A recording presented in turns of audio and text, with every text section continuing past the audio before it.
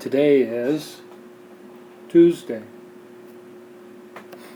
9/10/19, day 5. We're in week 3. This is Tuesday, Thursday classes. This is Tuesday. And Network Essentials. We spent a fair amount of time at the beginning. We talked a little bit about lab work and connectivity testing.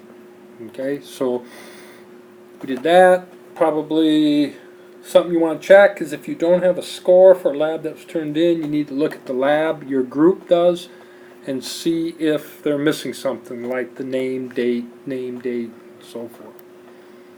We did a small excerpt, I'll talk about it in a minute, network design and media, and then we worked at making some cables. I did mention we have Linux machines in the classroom. If you want to use one of those with a capital C, class 2019 would be the user ID, and the password is this NIAC Fall 2019 exclamation point with a capital M and a capital F uppercase.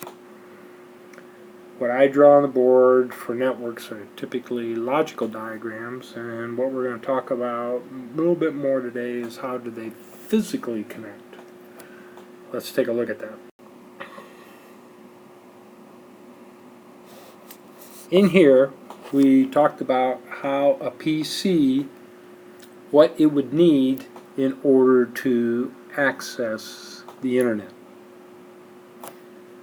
We would need an IP address configured. We need a mask or prefix bits. That comes in Chapter 4. More details on that. You'll learn a little bit more in Chapter 3.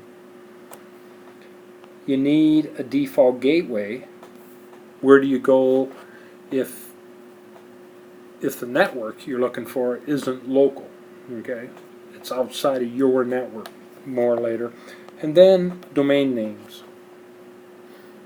So the students had to find all this key information on the computers in the classroom and then compare it to the student sitting next to them. Everybody had the same default gateway.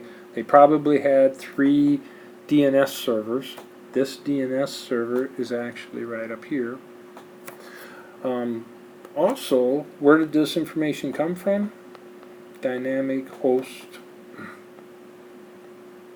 Control Protocol, DHCP. That DHCP server is up here. So when you connect a PC,